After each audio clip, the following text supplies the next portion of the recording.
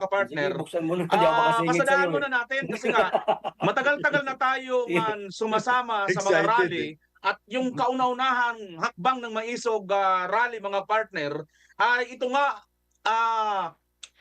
nagsimula dito nga sa Davao City. At ang issue dyan mga partner noon, patungkol nga dito sa di umano ay PI ni Tambaloslos.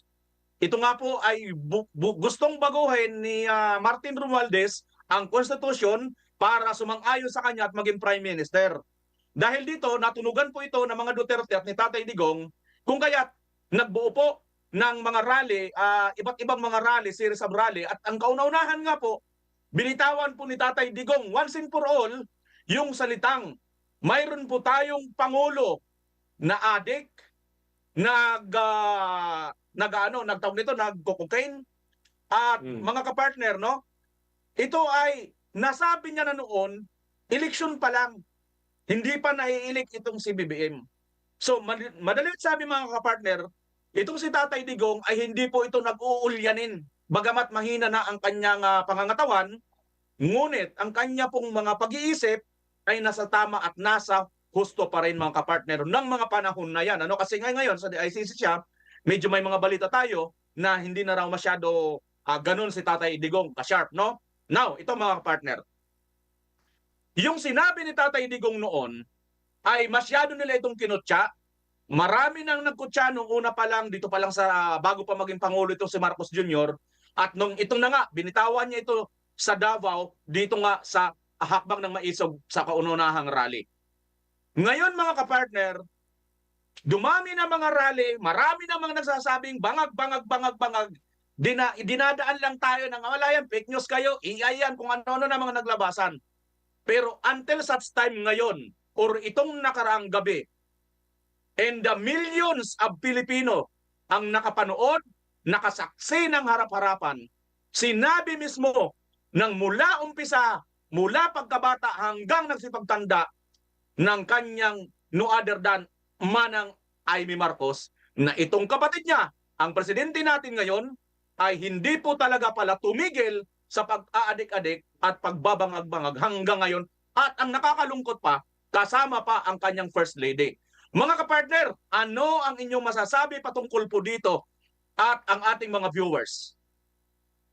Okay, bago ko ibigay kay KPL, batiin po muna natin ng belated happy birthday kay Ma'am Cyril Katan, ang producer po natin dito sa Birada Agila. Happy birthday po, Ma'am Cyril. Belated happy birthday po sa inyo. Okay, Birthday mo sa kanya. Happy birthday pala kay Ma'am Cyril. Happy birthday pala. Sorry. KPL, gusto mo nang sumingit kanina o ikaw muna, KPL. Dugtong mo na lang yung isisingit mo. Hindi, ikaw muna, mamaya na ako. Ito na. Mag-cook na ako. Parang nagiinuman lang tayo dito. Tagay mo muna, partner. Tagay mo muna. Tagay muna. Okay, sige. Alam niyo, ang issue na yan tungkol po kay Bongbong Marcos na si Bongbong Marcos, sabi ni Tatay Digong, bangag noon ay bangag pa rin. May kasama pang mura. Tangina, may presidente tayong adik mo. Maraming hindi naniniwala dyan kay former President Duterte. Pero tayo, naniniwala tayo dyan noon pa man. Ang eleksyon, kaya nga, nagkahiwa-hiwala yung mga Duterte diehard supporters kung kanino po sumuporta sa yung kandidato sa pagkapangulo. So, ako, nag-switch ako, napunta ako kay Isko, pero si Inday Sara, yung vice-presidente ko, kasi naniniwala talaga ako kay Tatay Digong. Marami pong nag-contest dyan, marami pong nag-rebat na hindi adik si BBM. Ang sabi, nagpakita pa nga sila ng peaking yung drug test result ni Bongbong Marcos at inilaban pa nga yan ni former Executive Secretary Vic Rodriguez, attorney niya dati, yung kalagayan na yun. Kasi may pinakita silang drug test, di ba? Maraming pinaniwala, yung pala ay lahat ng yun ay piki lang din. Na-question pa nga natin na ilang minuto lang may resulta agad. I think wala pang 3 minutes nagkaroon agad ng resulta. Naulit muli yan noong naging presidente na si Bongbong Marcos, yung sinabi ni former President Duterte. At meron pang napaka-controversial na video na ipinalabas ni Maharlika na pulburon video, di ba? Yung pulburon video na isinabay na nga ho ni Maharlika sa paglabas ng pulburon video sa suna ni Bongbong Marcos at sabi nga ho ng mga eksperto ko no ng gobyerno, ito ay AI, sumisinghot na trending, marami nga hong nare-report ng mga FB page the time. Sabi naman AI po. Yun yung kino-contest nila. Lagi na lang AI. So ngayon, nananawagan tayo. Sabi natin, Senator Amy, kung talagang may concern ka sa bayan, kung ano yung nalalaman mo sa pagkatao ni Bongbong Marcos, ng kapatid mo, ay isabi mo kung gumagamit ba ho ito ng ipinagbabawal na gamot na nagulantang ho ang buong mundo.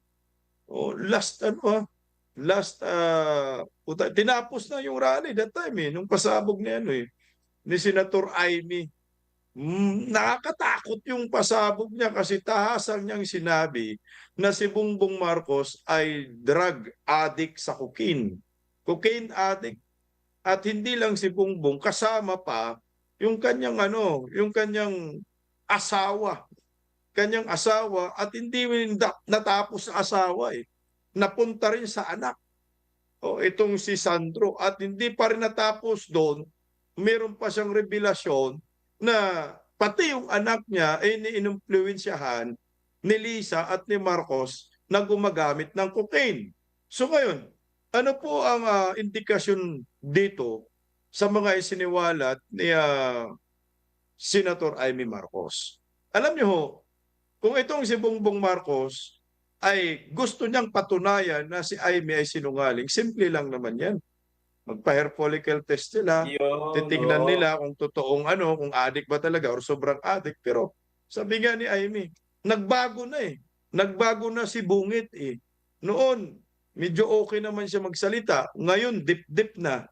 Yung mukha niya noon, matini idol. Pero ngayon, nangiwi na.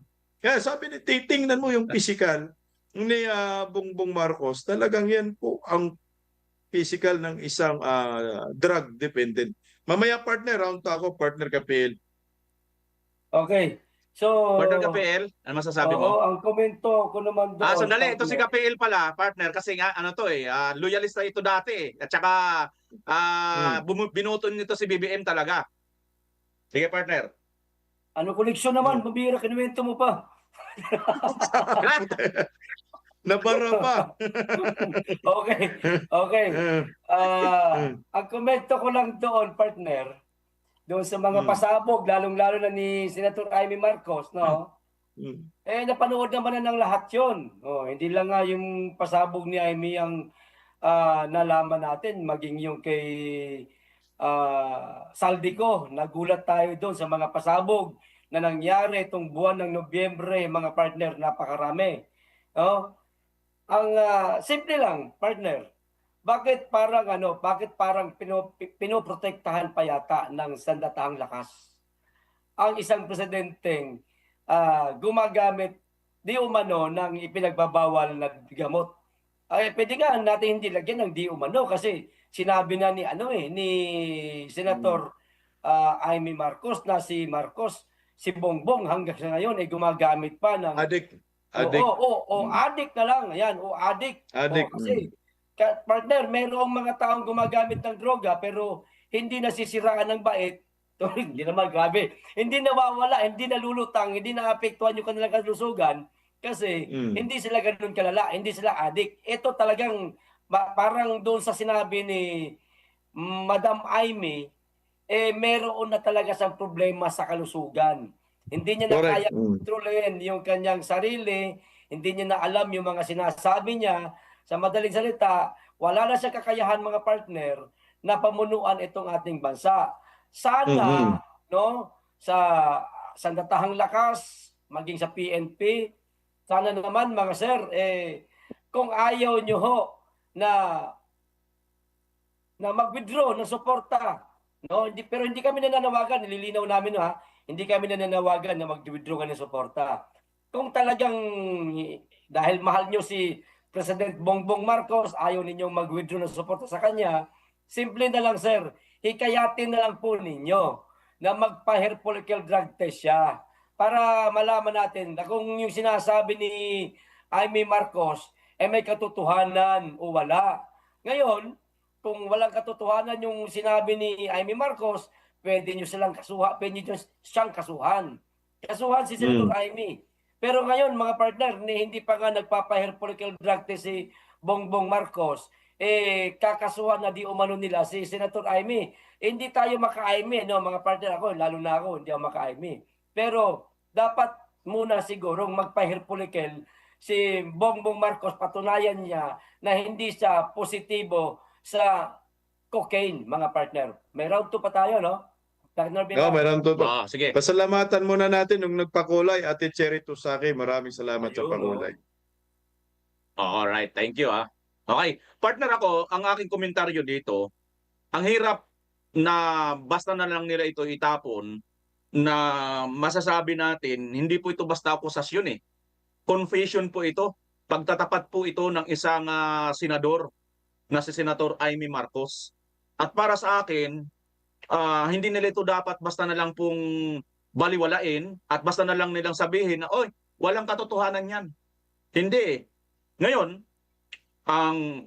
kung ganun ang kanilang gagawin, pwede naman nilang kasuhan si Senator Amy Marcos. Kaya lang, para sa akin, mga kapartner, mas gusto ko nga kasuhan nila si Senator Amy para ilabas talaga ni Senator Amy yung ebidensya. Kung hindi naman mapipilit itong si Marcos Jr.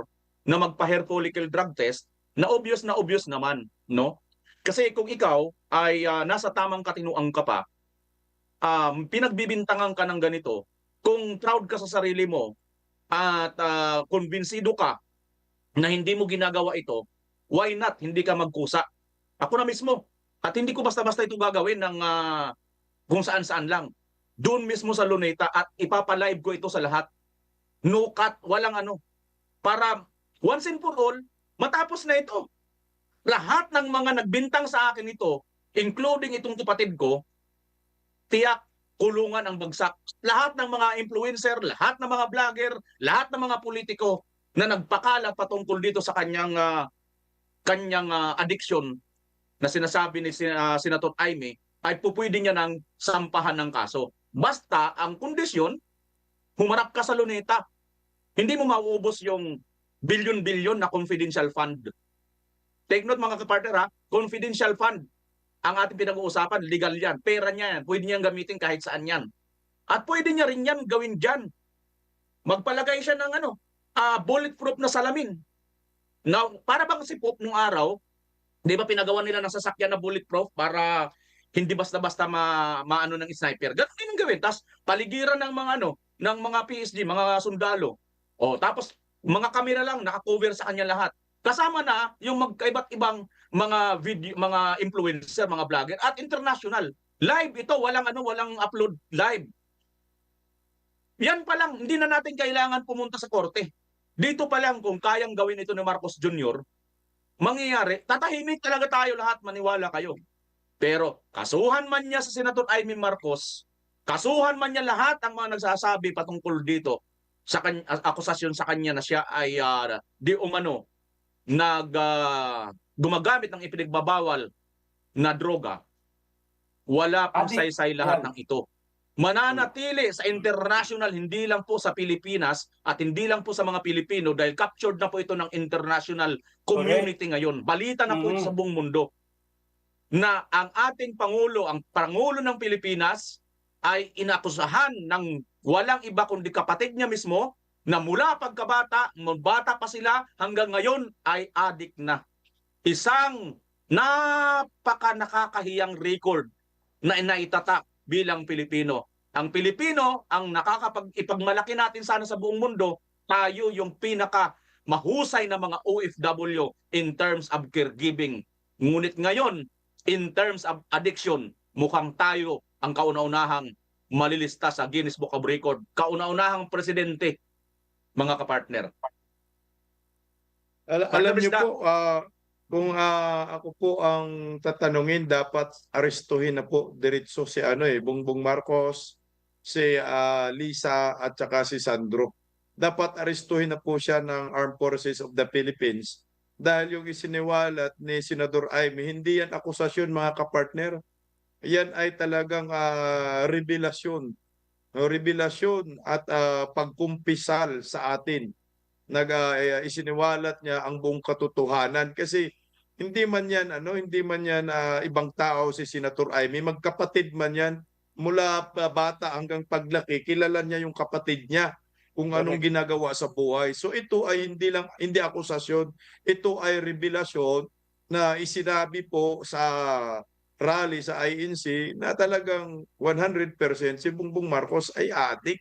Kaya dapat ang ginagawa ho dito ng mga militar, inaresto na ora mismo itong first family kasi ang sabi ni Senator Amy, ginagawang drug din yung Malacanang. Kasama yan sa kanyang talumpati na doon nagparty-party, doon gumagamit ng cocaine, lahat sila. Dapat ikaw, ang Malacanang ay hindi man po bahay yan ng mga Marcoses, ng first family. Yan po ay bahay ng mga Pilipino. Na nararapat lamang, arestuhin na itong first family na ito kasi nakakatakot, nakakahiya ho eh. Kasi anong sense kung sasabihin natin naninira si Senator Amy, for what? Sisirain niya ang kanyang pamilya? For pamumulitika daw. Anong pamumulitika? Kakasenador lang ni Senador Amy. May 6 years terms po yan.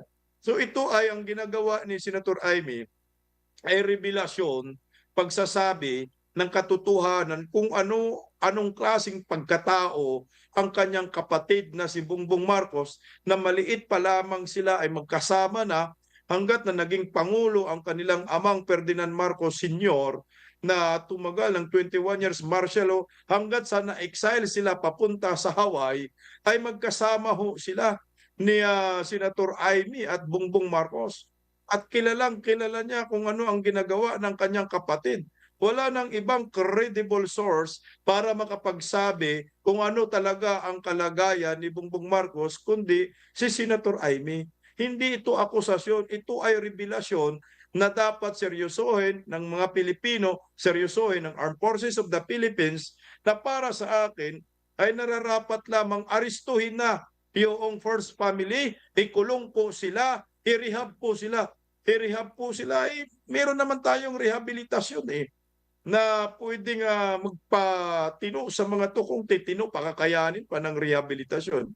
Kasi ang pag-aakala ni Senator Amy, tumigil na itong si Bongbong Marcos, nalaman pala niya na bumabalik pa rin sa paggamit ng cocaine. So ngayon, ano po yung stand ng Armed Forces of the Philippines? Ano po yung stand ng PDEA? Ano po yung stand ng Philippine National Police? Pag tiningnan mo, yung sinasabi ni Senator Amy, kumukunik doon sa sinasabi ni former President Rodrigo Roa Duterte. Anong sabi ni Senator Amy? Isa sa mga revelasyon niya, nagmanikluhod siya kay former President Duterte na huwag itukhang si Bongbong Marcos. Dahil si Bongbong Marcos nasa drug watch list ni Tatay Digong, ni former President Duterte. Talagang nakiusap siya kay former President na huwag itukhang si Bongbong, pagbigyan na magbago. Pero ano ho ang nangyayari? Diba, last election, may nagsumbong sa kanya, yung habang nangangampanya, na si Bongbong Marcos, yung headquarters, ginagawang drug din po. So gumagamit, di ba ang sabi niya, kamuntikan na niya na suportahan yung disqualification case labang kay Bongbong Marcos. Ako naintindihan ko po si si Senator Amy. Yung ginagawa niya pa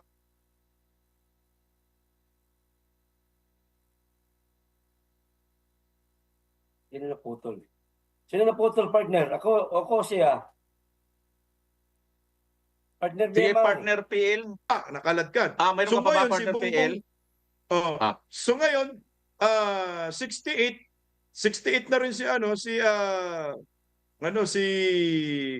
Bongbong Marcos, nawala ako sa iyo. Si Bongbong Marcos na posible mangyari muli sa kanilang pamilya. Kaya nakiusap siya, uwi na tayo, Bong. Magpagamot ka, Bong. Kailangan magpagamot si Bongbong Marcos. Kasi itong ginagawa niya ay nakakatakot. Betrayal of public trust. Hindi niya sinabi sa buong bansa. Hindi niya sinabi sa mga Pilipino na siya ay drug dependent. Betrayal of public trust. Kailangan na po siyang ma-impeach. Kailangan na po siyang mag-resign. Kaya tama yung ginawa ni Amy. Makiusap ka sa kapatid mo, mag-resign ka na lang. Umuwi na tayo, magpagamot tayo. Kasi kung hindi po gagawin ni Bongbong Marcos, mas malala ang sasapitin niya, baka makaladkad siya diyan sa palasyo, partner. Partner, yan na nga, Si ano? Partner PL. Oh, yun na nga, partner. Hindi maaaring manungkulan ang isang tao sa isang bansa, mga partner, dahil siya lulong sa pinagbabawal na gamot. Oh, katulad itong sa ating presidente ngayon na maliwanag na mga sinabi talaga o revelasyon talaga na kanyang mismong ate na si Bongbong Marcos ay gumagamit ng droga hanggang sa ngayon. Mga partner, impeachable offense ito, mga partner. Correct. Tama, tama. Oo, impeachable offense ito. At yung ating sandatahang lakas, tahimik sila sa mga pasabog ni Senator Amy Marcos, which is hindi tama. Dapat nagbigay sila ng kanilang komento tungkol doon sa mga sinabi ni Senator Amy Marcos. Marahil, partner, naniniwala sila dito sa, ewan ko kung totoo ito, mga partner, kumakalat niya sa social media na sinabi di umano ni President Bongbong Marcos na, teka, bakit ako magdodroga? Isa na nga lang ang kidney ko. Oh, yun daw ang, kasi nag-donate daw siya ng kidney sa kanyang ama para daw humaba pa yung buhay. Pero, maliban dyan, mga partner, may kumakalat din ngayon sa social media na di umano, tawag dito, yung kidney ni Marcos mula sa isang PSG niya o mula sa kanyang security command, no? Isang sundalo, at yung isa naman galing sa anak ng kanyang personal na mature. Kaya nagkaroon ng kidney transplant ang dating Pangulong Marcos Sr., no? Pero hindi galing sa kidney ni Bongbong Marcos, mga partner. Oo. Yan yung marites mo tol, ha? Marites mo yan, walang source. Marites to. Partner, oo. So, dapat talaga, partner, sangayon ako doon sa sinasabi mo na masyadong harsh lang yun sa'yo, arestuhin talaga. Pero ano na siguro? Dapat talaga arestuhin. Alam mo, partner, dapat talaga siya arestuhin. Kasi nga gumagamit siya ng ipinagbabawal na gamot. Hindi po pwede na yung first family ay gagamit ng ipinagbabawal na gamot. Presidenting addict. Dapat talaga siya arestuhin. Kasi tingnan mo ang public office is a public trust. Kailangan malinis ka. Kailangan tingnan mo napaka-unfair po sa isang militar, Armed Forces of the Philippines. Sila po ay yung drug test na kanila ay mandatory. Pag nagpositibo po sila, tanggal po sila sa serbisyo, pati mga benepisyo. Merong dating militar dito nanonood, si Brodex, napaka-unfair yan sa mga aktibo na yung commander-in-chief gumagamit po ng droga. Dapat yan arestuhin na at ikulong. Yan talaga ang dapat gawin, partner. At isa pa, partner, tayo simple lang, simpleng mamamayan, pobre, mahihirap lang. Pagka nagre-renew tayo ng lisensya natin, mga partner, layan, ating mga kababaeng OFW, tuwing bumabalik sila sa abroad, o mula sa bakasyon dito sa ating bansa, di ba sumailalim sila sa sa drug testing, mga partner? O kung siya ba fit, no? At hindi lulong sa ipinagbabawal na droga, presidente pa kaya na presidente pa kaya, mga partner, tapos ngayon i-deny o hindi naman dinideny o parang itinatanggi nila, mga partner, na hindi gumagamit si Marcos ng droga sa kabila ng pasabog ng ate niya, at higit sa lahat, mga partner, ang nakakalungkot, ayaw nilang dinggin yung panawagan ng taong bayan na magpa-hair follicle test na. Yun lang naman simple lang naman Mr. President, ano bang problema sa pagpapa-hair follicle drug test? Marami ka naman pera. Kaya mong bayaran. Magkano lang naman yan? Hindi naman umaabot ng 10,000 yan karapatan po namin mga nakasubaybay at naniniwala na ikaw ang presidente namin, na karapatan po namin na humiling sa'yo na magpa-hair follicle drug test ka. Yan lang, Mr. President. Ngayon, kung hindi mo kayang gawin ang simpleng pagpapa-hair follicle drug test, maaari ba, Mr. President, alang-alang sa salitang delikadesa, Mr. President, marami ng mga kababayan natin ang sumisigaw na mag-resign ka na lang kasi parang hindi mo kayang pamunuan itong ating bansa. At mismong yung iyong kapatid, nakakatandang kapatid, ay inaaya ka na umuwi sa inyo na lang doon sa Lawag. Sa madaling salita, pinabababa ka na niya sa iyong posisyon sa pagka-presidente. Yung pag-aaya na yun, mga partner, na sinasabi niya, ading ko, umuwi na tayo sa atin. Isa lang ang ibig sabihin niyan, bumaba ka na. Bumaba Correct. ka na lang po, Mr. President. Kung ayaw Tama. mong magpa-hair follicle drug test, simpleng kahilingan ng ating mga kababayan, hindi mo maibigay. Yun lang, mga partner. Partner BMR, Partner, no? number 2 tayo, partner. Dudugtong natin, pareho lang. Basahin muna natin itong number 2. Statement okay. ni Sandro. Okay. Sige. Doon na lang ako magko-komentaryo. Oo, Teka. number 2. Sige. Statement ni Idudugtong ko Ferdinand. yung sinasabing adding, no? Ito.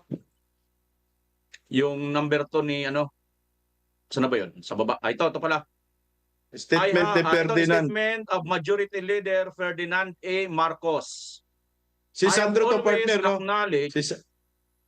Partner, si Sandro to, si Sandro. No. Ito nga. Statement sige. of Majority Leader Ferdinand A. Marcos. Ito si Sandro po ito, ha. I have always acknowledged and respected the role my tita, Senator Amy Marcos, played in the early part of my public life. That respect remains, which is why this will be the first and last time I will be speaking on this. Ito na raw po yung kanyang una at huli, ha, mga kababayan. Tandaan po ninyo, hindi na dapat magsalita pa si Sandro dito ng sunod, ha. It pains me to see how low she has gone to the point that she resorts to a web of lies aimed at destabilizing this government to advance her own political ambitions. To further repeat an accusations against President Bongbong Marcos and the First Lady, and for the first time ever myself, that is not only false, but dangerously irresponsible. Sa lahat po ng binanggit ni Senadora, walang basihan, walang katotohanan, at walang magandang idudulot sa bayan. My cousins Borge, Vice Governor Matthew, and Attorney Michael can attest that these allegations that were insinuated against me are false. We always agreed that whatever happened between our parents, we wouldn't let ourselves be dragged in. That is why nakakalungkot makita na ginagawa niya ito. For her, betray her own family brings a lot of pain to me as a consequence of my respect to her for giving me my start in public life. Now is the time to unite behind truth, not to amplify narratives meant to topple the government. Panahon ngayon para magtulungan, hindi para magpalaganap ng gulo at destabilisasyon. Hindi ito asal ng isang tunay na kapatid. Mga kapartner, bago kayo magkomento, yung banat niya rito sa bandang huli, mukhang pumipitik siya. Mukhang ano bang ibig niya sabihin dito? Hindi tunay na kapatid si Senator Amy Marcos. Sige mga partner, komentaryo muna kayo. At partner, dudugtungan ko lang muna yung kay kay Kapiil kanina sa sinasabing adding. Alam niyo mga partner, ako kasi nakakaintindi ko ng kunting Ilocano. Pag sinabi mo kasing adding, isa ito sa malambing na pagtawag ng nakakabatang kapatid sa mga Ilocano, mga kapartner. So, ganun ginamit ni Senator Amy ang salitang ading. It is may care talaga siya sa kanyang kapatid, mga kapartner. Sige, tuloy natin. Kayo na, partner, Bisdak? Alam mo partner, sinagot naman agad yan ni Senator Amy si Sandro. Sabi ni Senator Amy, ito basahin ko lang. Ilang partner. Ang sabi ni Senator Amy, gustong paingayin ni Sandro ang usap-usapang hindi ako tunay na kapatid. Isa lamang ang solusyon dyan, sabi ni Senator Amy. Sa post na mismo ito magpa-DNA test ako, magpa-hair follicle test sila. Yan yung sagot ni Senator Amy. Di ba mas maganda Kasi kung ang sasabihin ni Sandro na hindi kayo magkapatid ni parang ang point niya, hindi kayo magkapatid ng daddy ko. O sige, magpa-DNA test tayo kasi hindi daw ito asal ng tunay na kapatid. Alam niyo po, mas maganda nga yung ginawa ni Senator Amy na makaawa na nga. Bung itigil mo na yan. Iba na yung mukha mo. Mukha ka ng halimaw. Hindi ka na ganyan. Hindi ka na yung bungbong, yung bungit na kilala ko. So iba na yung nakapalibot sa'yo. Nilasing ka na ng cocaine. Ako sa akin kung itong first family ay wala talagang itinatago, hair follicle test na lang sila. Yan lang ang tanging magpapabagsak sa mga nag-akusa lalo na kay Senator Amy na sasabihin mo fake news. Hair follicle lang, tapos na. Kahit mag-ambagan siguro tayo, mga OFW tayo, mga tol, mag-ambagan tayo. Baka nanginayang sila sa gastos sa pa-hair follicle drug test. Anuhin na lang natin, sagutin na lang natin para matapos na ang ganitong issue. Kasi yan lang naman, number one. Ayaw nila kasi magpositibo po sila. At nakakahiya, mantakin mo noong kapanahonan, pag sinabi mo pong Marcos, dalawa lang ang natin sa kanila, pagkakilala. Kumbaga yung trademark nila, dalawa lang Pag sinabi mong Marcos, mamamatay tao. 'Di ba yung panahon ng martial law, ang daming pinatay at magnanakaw. Yung panahon ng tatay nila, Marcos, magnanakaw, mamamatay tao. Dalawa yung trademark nila. Ngayon, may bagong henerasyon, bagong Marcos, presidente rin, nadagdagan na. Hindi lang mamamatay tao, hindi lang magnanakaw, adik pa. Mga adik. First family, mantakin mo Meron tayong first family, adik. Pamilyang adik. Anak ng kagwang mga kapartner, no? Partner, kulang yung partner, kulang. May isa pa. Dagdag mo. Manggagamit, mangga. Oo, yun, manggagamit Nadagdagan at traidor. Nasa kanila na lahat Yung mga negative na karakteristik ng isang tao na hindi po pwedeng matanggap nating mga Pilipino Alam nyo ako, nalibadbaran ako dito. First family, mga adik, sinabi ng kanilang mismo kapatid na adik itong mga to. Isipin mo kung ikaw ay pasahero ng isang bus, pupunta ka ng Baguio. Tanong ko sa inyo, sasakay ka ba sa isang bus na yung driver ay adik, pulang-pula ng mata, ng lilisik? Mukhang ang labo, no? Hindi ka sasakay, atras ka siguro. Bababa ka siguro pag nakita mo nang lilisik na budlat na pulang-pula, biyahe kang pabuntang Baguio. Baka malaglag tayo sa bangin, di ba? At saka, sasakay ka ba sa isang bangka o sa isang lancha, nadadaan ka sa napakaalon, kagaya sa Siargao, napakaalon sa amin. Sasakay ka na yung kapitan, magtitimon ay adik, di ihahatid ka papuntang impyerno Kagaya na dito, mas nakakatakot ito. Maniniwala ka ba? At papayag ka ba na ang presidente ay isang adik na namumuno sa 120 milyon na mga Pilipino? Oh my God! So ano po ang magiging resulta dito sa ating bansa? Tingnan mo, bagsak ekonomiya, korupsyon kaliwat kanan, krimen lumaganap, druga nagbabalik. Ito yung resulta. Tayong mga Pilipino naman, nga hindi nagre-react, o hindi pwedeng tanggapin natin yung ito. Kailangan din sumigaw tayo ng resign na lang for delikadisa. Kasi nga kawawa naman po ang mga ordinaryong Pilipino binibilatan lang tayo ng first family, mga kapartner. Partner PL, Okay, mga partner, no? Ulitin ko, mga partner, ha, nakasubaybay sa atin ngayon si Idol Diego Salvador, aka Robin Padilla Lookalike. Maraming salamat sa pagsubaybay, bossing. Ayan, partner, dito sa binasa mo, no, merong nakalagay dito na parang sinabi ni Sandro Marcos na dinidestabilize di umano ni Senator Amy ang gobyerno o ang administrasyon ni Marcos. Sa palagay ko, partner, hindi ganun eh. Mali yung pagkakaintindi nitong si Sandro Marcos eh. Hindi naman kasi ibig sabihin na sinabi ni Amy Marcos yung paggamit ng droga ni Bongbong Marcos, eh dinidestabilize niya na ang gobyerno. Hindi ba masasabing, hindi ba pumasok sa isipan nitong si Sandro Marcos na bilang isang kapatid lang yun? Parang ano ba? Parang pinapangaralan niya lang yung kapatid niya. Payong kapatid, partner. Payong Yes, kapatid. Payong Ayan. kapatid, pinapangaralan niya kasi unang-una nabanggit din naman ni Amy Marcos na hindi na di umano sila nagkikita, hindi na sila nakakapag-usap. So gusto niya siguro kausapin si Bongbong Marcos tungkol dito sa mga paggamit niya ng droga, pero hindi na nga makalapit si Senator Amy.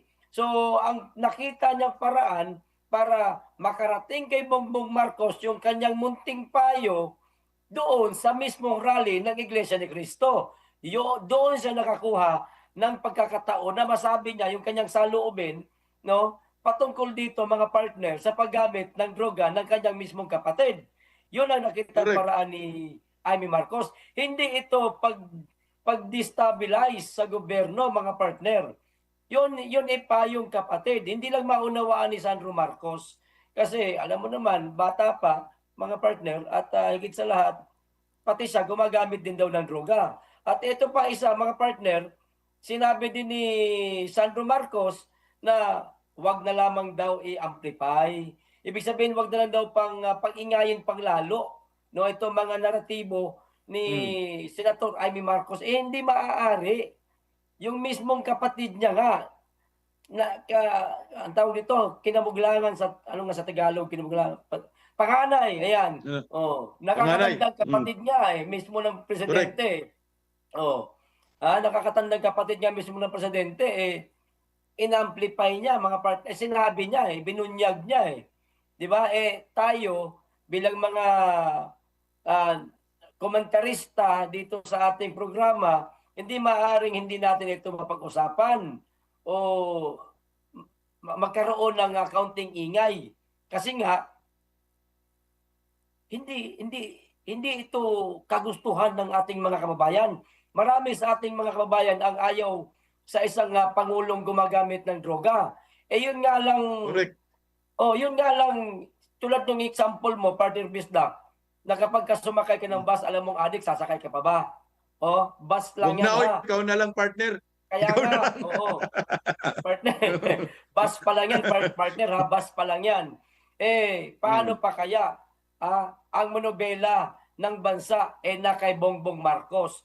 Tapos siya pala gumagamit ng droga. Sasakay pa ba tayo? Sasakay pa ba tayo sa kanyang administrasyon? Abay, natural, hindi na. Kaya wag sana nilang masisi o wag silang gumawa ng mabigat na hakbang sa ating mga kababayang sumisigaw ng Marcos resign. Dahil yan ang dahilan ng ating mga kababayan na huwag mamuno ang isang gumagamit ng droga, no? Huwag mamuno sa ating bansa ang isang adik, sa madaling salita. Correct. Yan, mga partner. Ayan, partner, Partner Bim. ang aking nakita. Okay. Ang